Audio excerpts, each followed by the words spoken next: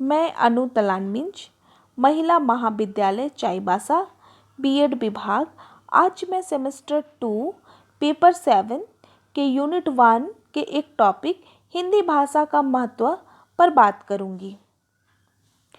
भारत एक संघीय देश है जिसमें 544 भाषाएं और ना जाने कितनी ही बोलियां बोली जाती हैं। भारतवर्ष में भाषा के तौर पर संस्कृत बोली जाती थी। धीरे धीरे हिंदी की उत्पत्ति हुई। हिंदी की उत्पत्ति सिंधु शब्द से हुई है। संविधान सभा 14 सितंबर 1949 को हिंदी को भारत की राजभाषा स्वीकार किया। इसके बाद संविधान के अनुच्छेद 343 से 351 तक राजभाषा के संबंध में व्यवस्था की गई। अतः प्रत्येक वर्ष 14 सितंबर को हिंदी दिवस के रूप में मनाया जाता है। संविधान की धारा 343(1) के अनुसार भारतीय संघ की राजभाषा हिंदी एवं लिपि देवनागरी है। हिंदी देश के अधिकांश लोगों की मातृभाषा होने के कारण उनकी अपनी निजी भाषा है। अपनी भाषा में विचार विनिमय करने, शिक्षा ग्रहण करने तथा भाव प्रकाशन करने का आनंद ही कुछ और है। हिंदी भाषा के महत्व को हम निम्न बिंदुओं के माध्यम से स्पष्ट कर सकते हैं। विचार विनिमय का प्रमुख साधन है। जिस स्वाभाविकता एवं सहजता से हम हिंदी भाषा में विचारों का आदान प्रदान करते हैं, उतना किसी अन्य भाषा में नहीं। विचार और भाषा का अटूट संबंध है। जितना अधिक हम विचारों को प्रकट करते हैं, उतने ही नवीन विचार हमारे मन में उठते रहते हैं। हम हिंदी भाषा के माध्यम से ही इन विचारों को पूर्णता व प्रभाविकता के साथ ग्रहण करते हैं और दूसरों के विचारों के भाव या अर्थ को पूर्णता के साथ ग्रहण करते हैं। दूसरा, स्कूली जीवन की आधारशिला। बच्चा अपने परिवार से जिस भाषा को ग्रहण करता है, यदि उसी भाषा में शिक्षा दी जाती है तो वह आसानी से शिक्षा ग्रहण कर लेता है। वह जिस पूर्णता से सभी विषयों को हिंदी भाषा के माध्यम से आत्मसात कर लेता है, उस पूर्णता से किसी अन्य भाषा में नहीं कर सकता। अतः स्कूल के सभी कार्यकलापों में भाग लेने के लिए हिंदी भाषा ही प्रमुख माध्यम है। ज्ञान अर्जन का प्रमुख साधन है। मानव श्रवण एवं पठन इन क्रियाओं के माध्यम से देश विदेश की सभी जानकारी प्राप्त करता है और इस प्रकार उसके शब्द भंडार में वृद्धि होती है। यदि उसी शब्द भंडार के माध्यम से वह किसी विचार को सुनता है या किसी रचना को पढ़ता है, तो उस विचार को वह ग्रहण कर लेता है और ये विचार उसके मस्तिष्क में एकत्रित होते हैं और इस प्रकार उसके ज्ञान में वृद्धि होता है। अतः हिंदी भाषा ही बालक की ज्ञान वृद्धि का प्रमुख साधन है। चौथा, मानसिक एवं बौद्धिक विकास में सहायक। ज्ञान वृद्धि से बुद्धि विकसित होती है और बौद्धिक विकास से मानसिक विकास प्रभावित होता है। मानसिक विकास के लिए विचार शक्ति, तर्क शक्ति, विवेक शक्ति तथा अभिव्यक्ति कौशल का होना अत्यंत आवश्यक है। जिस व्यक्ति का भाषा पर जितना अधिक अधिकार होगा, उसकी विचार शक्ति, तर्क शक्ति एवं अभिव्यक्ति भी उतनी ही अधिक विकसित होगी। पांचवा, शारीरिक विकास में सहायक। हिंदी भाषा में स्वाभाविक रूप से की गई विचार अभिव्यक्ति बालक के चित्त या मन को प्रसन्नता प्रदान करती है। चित्त की यह प्रसन्नता शरीर को स्वस्थ रखने में सहायक होती है।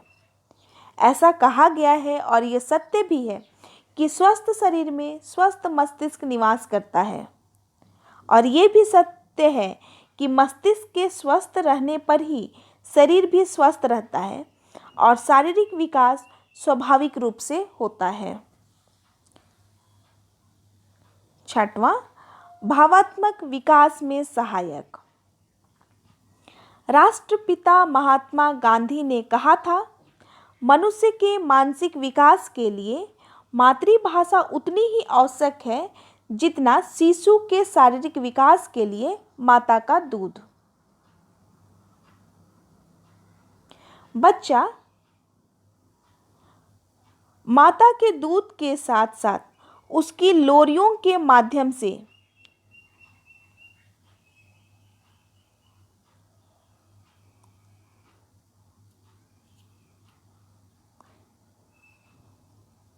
हिंदी भाषा को ग्रहण करता है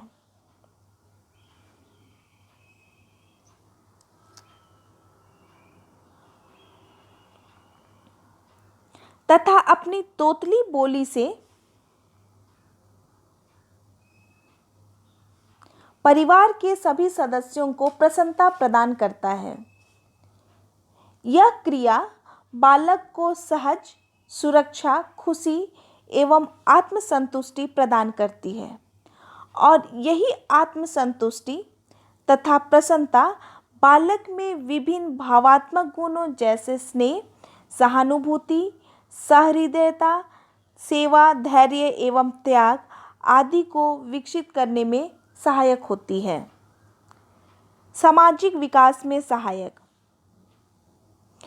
हिंदी भाषा में विचारों का आदान प्रदान करके ही बालक समाज में एक दूसरे को सहयोग प्रदान करता है एवं आपसी संबंधों को विकसित करता है और समाज का उपयोगी सदस्य बनता है। आठवां, सांस्कृतिक विकास में सहायक।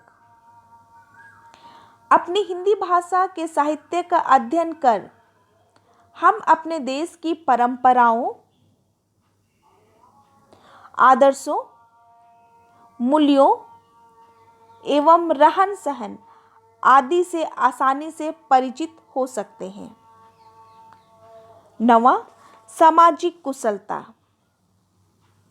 व्यवहार कुशल बनने के लिए हिंदी भाषा का समुचित ज्ञान अत्यंत आवश्यक है।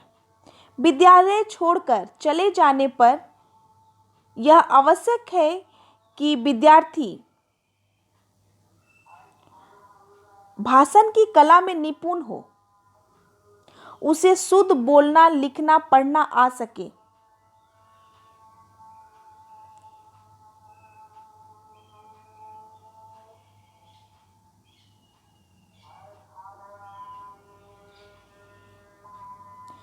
तभी लोक व्यवहार चल सकता है, अन्यथा नहीं। प्रत्येक व्यवसाय और उद्योग में सफलता प्राप्त करने का श्रेय बहुत कुछ व्यक्ति की भाषा क्षमता को होता है। सामाजिक कुशलता के लिए समाज को कुशल नागरिक की आवश्यकता है, और कुशल नागरिक होना बहुत कुछ भाषा ज्ञान पर निर्भर करता है। 10वां, ज्ञान उपार्जन का साधन। प्रत्येक व्यक्ति अपने निकटतम वातावरण संबंधी ज्ञान को प्राप्त करना चाहता है, और ये ज्ञान हिंदी भाषा से ही मिलती है।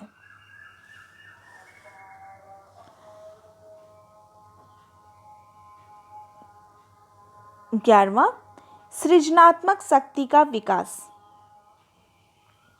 स्वतंत्र चिंतन एवं मौलिक अभिव्यक्ति हिंदी भाषा में ही संभव है।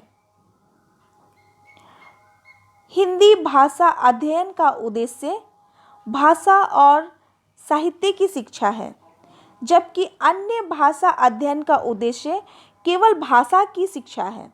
अतः हिंदी भाषा साहित्य के गहन अध्ययन के फलस्वरूप मौलिक चिंतन ही मौलिक ग्रंथों के निर्माण की प्रेरणा दे सकेगा। इसलिए सृजनात्मक शक्ति के विकास के लिए हिंदी भाषा महत्वपूर्ण है।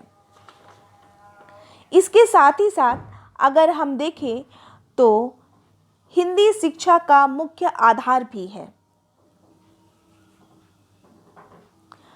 साधारणतः हिंदी भाषा को अन्य विषयों की भांति एक विषय मात्र माना जाता है, किंतु वास्तव में यह एक आधारभूत विषय है जिसके कुशलतापूर्वक अध्ययन एवं अध्यापन पर संपूर्ण शिक्षा का परिणाम निर्भर करता है। इस प्रकार हम देखते हैं कि हिंदी भाषा बहुत ही महत्व है।